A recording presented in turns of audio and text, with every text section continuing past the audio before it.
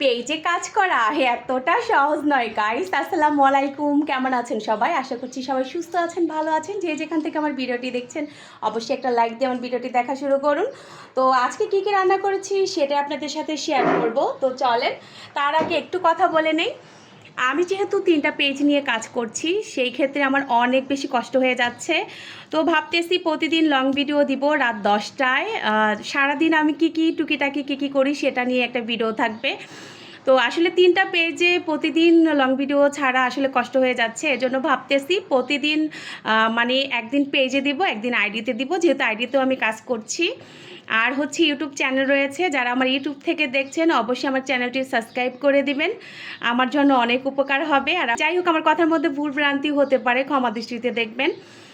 তো আমি এখানে পেজের ইয়াটা দিয়ে দিব, অবশ্যই আমার পেজটাকে ফলো করে আসবেন, ইউটিউব চ্যানেলটাও ফলো করে সাবস্ক্রাইব করে দিবেন।